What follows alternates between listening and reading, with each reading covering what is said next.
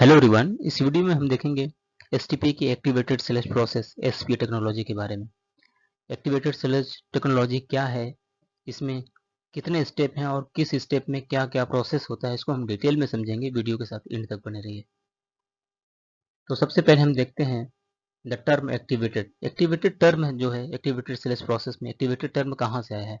The activated term come from the fact that the particles are actively teamed with the beneficial sewage digesting bacteria and the protozoa.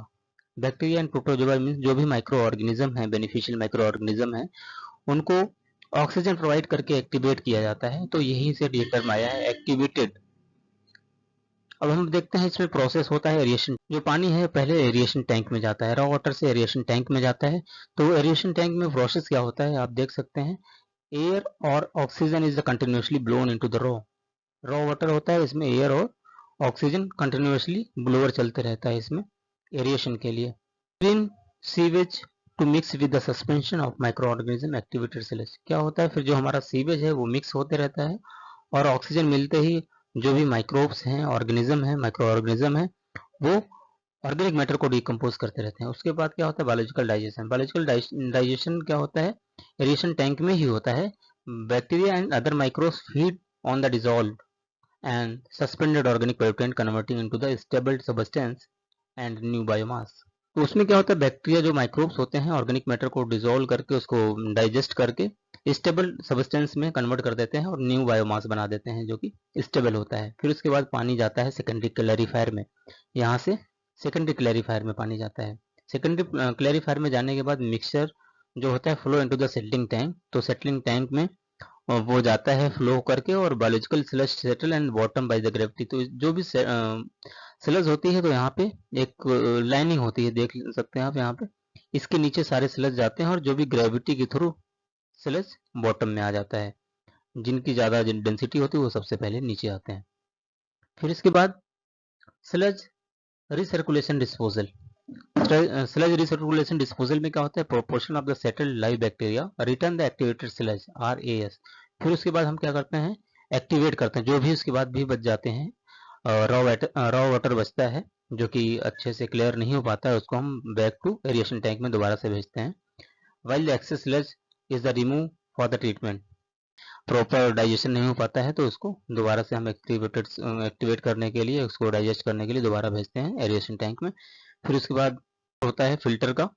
ये filter होता है activated carbon का। फिर उसके बाद disinfection करते हैं, disinfection and discharge. The clear water from the top and the clarifier undergoes the disinfection such as the chlorination before the safe discharge और रीयूज।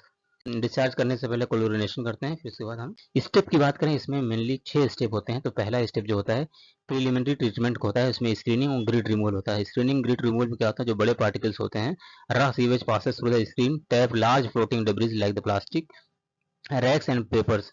प्लास्टिक रैक पेपर्स निकल जाते हैं स्क्रीनिंग के थ्रू। एंड ग्रिड चैम्बर जो होता है remove the heavy inorganic particles like the sand gravel and the coffee ground. तो coffee ground और जो सैंड ग्रेवल्स होते हैं ग्रिड चैम्बर के थ्रू, ग्रिड रिमूवल के थ्रू ये रिमूव कर लिए जाते हैं।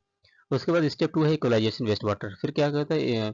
इक्वलाइजेशन टैंक में वेस्ट वाटर को लिया जाता है enter to the equalisation tank to balance the verifying flows the and pollution strengthen over the day ensure the study feed and the biological system. Equalisation tank में हम क्या करते हैं? बैलेंस करते हैं फ्लो को बैलेंस करते हैं और पोल्यूटेंट का स्ट्रेंथिंग जो भी होता है सब मिक्स हो जाता है बायोलॉजिकल सिस्टम में पहुंच जाता है। फिर वहाँ पे आने के बाद क्या हमने बहुत सी चीज़ें यहाँ निकाल दी होती हैं और इक्वलाइजेशन टैंक में लेने के बाद थोड़े बहुत रिमूवल में जो हमारा पैरामीटर रिमूवल है BOD और COD में कमी आती है। 200 से 350 होता है तो ये 150 से 200 आ जाता है। इसी तरीके से COD में भी कमी आती है, TSS में भी आती है, ऑयल एंड ग्रीस में भी कमी आती है। फिर उसके बाद हम लेके जाते हैं पानी को प्राइमरी क्लैरिफायर में। आपने पहले ही बताया है ये ऑप्शनल होता है, जरूर नहीं कि आप प्राइमरी क्लैरिफायर में लें। heavy suspension solids settle at the bottom and the primary sedimentation tank. The primary sludge while grease and oil float on the top and the great scheme of जो भी ऑयल एंड ग्रीस टॉप पे float होते हैं उनको remove कर लिया जाता है। और जो हैवी सस्पेंडेड सॉलिड है वो सेटल्ड हो जाते हैं बॉटम में, क्योंकि इनकी डेंसिटी ज़्यादा है, वो ग्रेविटी के थ्रू नीचे बैठ जाते हैं और जो फ्लोट करता है हल्का ऑयल एंड ग्रीस उसको स्किम्ड कर लिया जाता है। फिर उसके बाद फोर्थ स्टेप में क्या होता है? एरिएशन टैंक में हम पानी को लेकर जाते हैं। एरिएशन टैंक में पानी ले जाने के बाद तक कोर एसपी स्टेज होता है, यहीं से सबसे मेन स्टेज होता है। डायरेक्ट हमने इसीलिए पहले आपको बता दिया था। Waste water mix with the active Population of the aerobic microorganism activated sludge in the aeration tank. Air blowers diffuser continuously pump oxygen into the tank, allowing the bacteria to consume the digest dissolve organic pollutant, reducing the BOD and COD. यहाँ पे क्या होता है, जब oxygen provide कराते हैं microbes को या ऑर्गेनिक मैटर को डिकम्पोज करते हैं, जिसकी वजह से बीओडी और सीओडी में कमी आ जाती है। होता है आने के बाद जो हमारी बीओडी की और सीओडी में भारी मात्रा में गिरावट आती है। बीओडी 150 से 200 होता है तो लेस देन 30 मिलीग्राम पर लीटर पहुंच जाता है, और सीओडी 250 से 400 मिलीग्राम पर लीटर से 100 मिलीग्राम पर लीटर से कम हो जाता है। टीएसएस 100 से 150 होता है, लेस देन 30 हो जाता है। अमोनिया 15 से 30 होता है, लेस देन 10 हो जाता है। और ऑर्डर प्रेजेंट होती है, ये कम हो जाती है या तो न्यूट्रलाइज हो जाता है। इसके बाद क्या होता है, टर्सरी ट्रीटमेंट होता है। जो छठा स्टेप है टर्सरी ट्रीटमेंट होता है।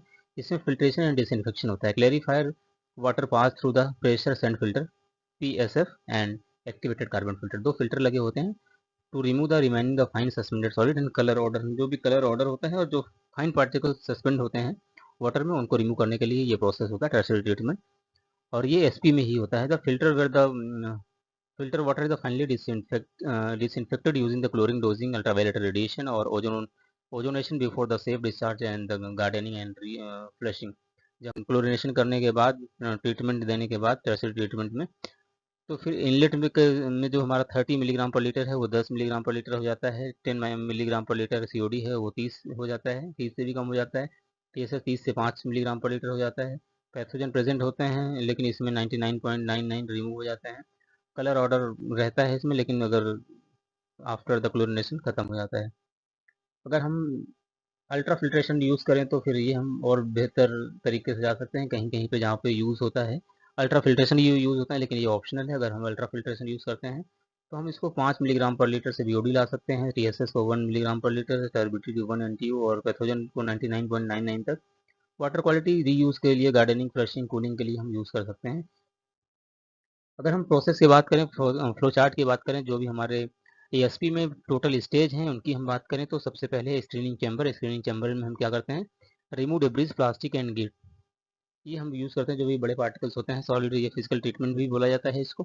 फिर उसके बाद पानी कहाँ जाता है, इक्वलाइजेशन टैंक में जाता है। उसके regulate the flow and shock load, flow को हम रेगुलेट करते हैं, शॉक लोड को कंट्रोल करते हैं।